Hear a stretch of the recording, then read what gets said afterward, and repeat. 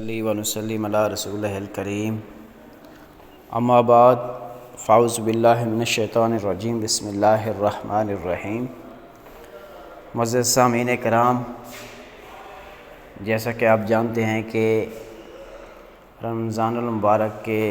آخری عشرے کے حوالے سے ہمارا اعتکاف کے حوالے سے، اعتکاف کے مسائل، اعتکاف کی شرعی حیثیت کے حوالے سے ہمارا سلسلہ چل رہا ہے،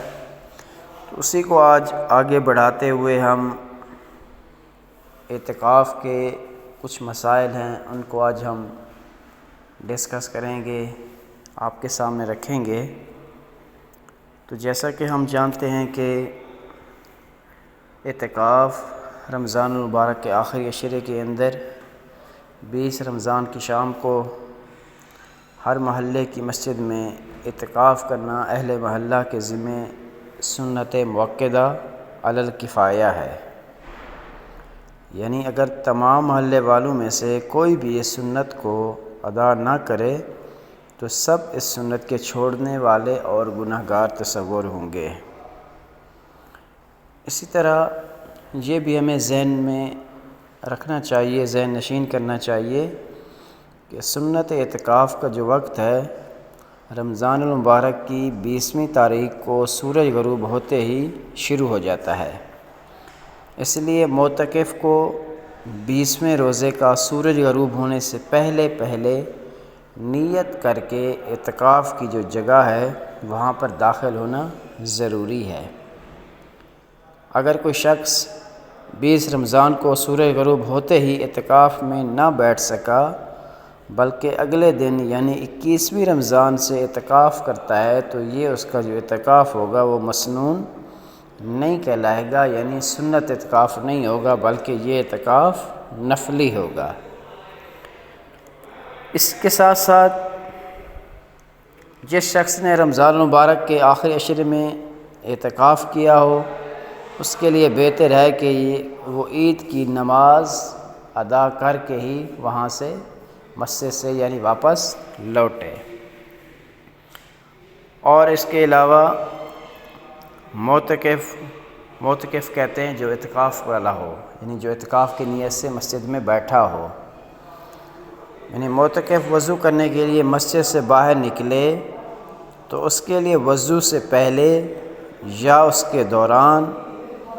جلدی سے ہی ہاتھ صابن سے، جہاں پر اگر ممکن ہو گنجائش ہو ہاتھ منہ صابن سے دھو لے، البتہ خاص ہاتھ منہ دھونے کے لیے باہر نکلنا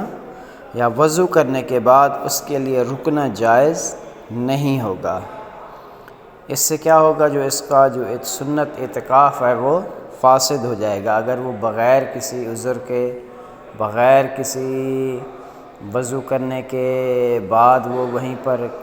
رکتا ہے، ٹھہرتا ہے زیادہ دیر، یا اسپیشل ہاتھ منہ دھونے صابن سے دھونے کے لیے مسجد سے باہر جاتا ہے تو اس کا جو اعتکاف ہے وہ فاسد ہو جائے گا۔ اسی طرح اگر معتکف پر غسل جنابت واجب ہو جائے، یعنی ایسی حالت جس کے اندر غسل کرنا لازم ہے، ضروری ہے، واجب ہے، تو اس کے لیے مسجد سے باہر نکل کر غسل کرنا ضروری ہے۔ لیکن اگر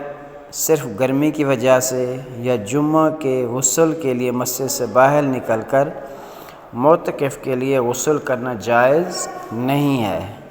اس سے کیا ہے، اس کا جو اعتکاف ہے وہ فاسد ہو جائے گا۔ اچھا، اسی طرح آپ اور بھی بہت سارے کچھ امور ہیں جن کو اگر وہ ہو جائیں تو وہ کہ اس کا کیا ہوگا، اعتکاف جو ہے وہ فاسد ہو جاتا ہے۔ تو سب سے پہلی وجہ یہ ہے کہ کسی طبعی یا شرعی عذر کے بغیر مسجد سے باہر نکلنا۔ نمبر 2، روزہ نہ رکھنا یا توڑ دینا، یعنی اگر کوئی معتکف روزہ نہیں رکھتا یا روزہ توڑ دیتا ہے تو اس کا بھی اعتکاف فاسد ہو جائے گا۔ اسی طرح حالت اعتکاف کے اندر مباشرت کرنا، یعنی جنسی تعلقات قائم کرنے سے بھی اعتکاف فاسد ہو جاتا ہے۔ اور اس کے ساتھ ساتھ جیسا کہ ہم جانتے ہیں کہ عورتوں کے مخصوص ایام مخصوصہ کی وجہ سے یا حیض و نفاس کی وجہ سے اگر کسی عورت کو حیض و نفاس حالت اعتکاف میں ہوگا تو اس کا بھی اعتکاف جاتا رہے گا، فاسد ہو جائے گا۔ اسی طرح کسی عذر، شرعی عذر کے بغیر اعتکاف گاہ سے باہر نکل کر ضرورت سے زیادہ ٹھہرے گا کوئی بندہ، اگر معتکف ضرورت، حاجت جو اس کو شرعی ضرورت ہے، شرعی حاجت ہے، اس کے علاوہ اگر وہ کسی اعتکاف والی جگہ سے، مسجد سے زیادہ دیر باہر ٹھہرے گا تو اس کا بھی اعتکاف جاتا رہے گا، یعنی فاسد ہو جائے گا۔ تو یہ ایک چند ایک بڑے بڑے مسائل تھے جس کو ہم نے اجاگر کیا، جس کو ہم نے آپ کے سامنے پیش کیا کہ اگر ان مسائل کو، یہ آپ کو چیزیں یا یہ مسائل آپ کو پیش آتے ہیں تو اس صورت میں اعتکاف کا کیا حکم ہے۔ امید ہے آپ کو اس سے ضرور مستفید ہوں گے۔ تو اللہ تعالیٰ سے دعا ہے جو کچھ سنایا ہمیں اس پر عمل کرنے کی توفیق عطا فرمائے۔ وما علینا الا البلاغ المبین۔